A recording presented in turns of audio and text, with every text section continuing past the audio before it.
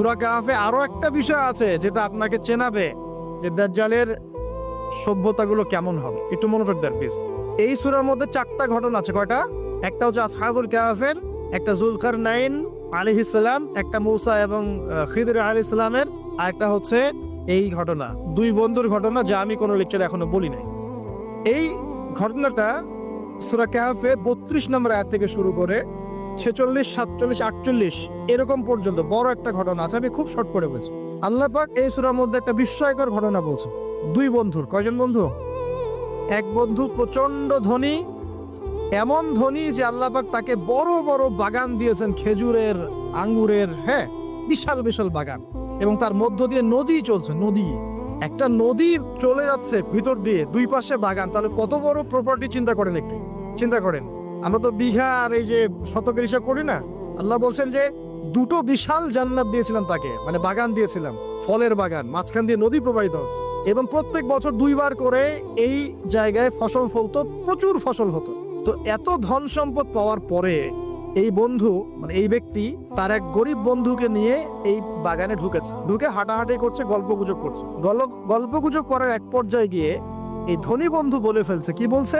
সে বলছে যে আনা আকসারু মিনকা মালা ওয়া আ'সু নাফারা। হে আমার দোস্ত, শোনো, আমি তোমার চাইতে মালে এবং সম্পদে অনেক সেরা। কে বলছে এটা? এই ধনী বন্ধু। আমরা কি এরকম কথা বলি না? এই ধনী বন্ধু হচ্ছে বস্তুবাদী মানুষ, মানে বাড়ি গাড়ি, টাকা করি, স্ট্যাটাস, এরই তার কাছে সবকিছু। বুঝতে পারছেন কথা? সে তার বন্ধুকে বলছে, তুমি তো গরিব, আমি তোমার চেয়ে অনেক সেরা টাকায়, পয়সায়, ধন দৌলতে। এমন মানসিকতা আমাদের মধ্যে আছে না অনেকের? আচ্ছা, এবার সে আরো বলছে যে ওয়া দাখালা জান্নাতাহু ওয়া হুয়া যালিমুল লিনাফসি। সে তার জান্নাতে প্রবেশ করলো, তার নফসের উপর সে জুলুমও করে বসলো। কিভাবে জুলুম করলো? এভাবে সে বলছে, ক্বালা মা আযুন্নু আন তাবিদা হাদিহি আবাদা। কে বলছে এটা? এই ধনী বন্ধু। সে বলছে, হে আমার গরিব বন্ধু, শোনো, আমি মনে করি না, আমি বিশ্বাসই করি না, আমি মনে করি না যে আমার এই প্রপার্টি কখনো ধ্বংস হয়ে যাবে। আমি এটা বিশ্বাস করি না। বুঝতে পারছেন? ওই যে আমি পরকালে বিশ্বাস করি না, কিয়ামতে বিশ্বাস করি না, আখিরাতে বিশ্বাস করি না, কোন সভ্যতা বলেন? আচ্ছা, সে বলছে যে মা আযুন্নু আন তাবিদা হাদিহি আবাদা। আমি বিশ্বাস করি না, আমি মনে করি না যে এই প্রপার্টি কখনো ধ্বংস হতে পারে।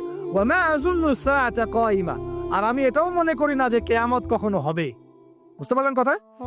আমি এটাও বিশ্বাস করি না যে কিয়ামত কখনো হবে। তার মানে বন্ধুটা বস্তুবাদী না, সে পরকালে বিশ্বাস করে না, কিয়ামতে বিশ্বাস করে না। সে তার ধন সম্পত্তির মোহে এত আসক্ত হয়ে গেছে যে সে মনে করে যে এটা কখনো আমার থেকে যাবে না। এমন চিন্তা আমাদের মধ্যে আছে না?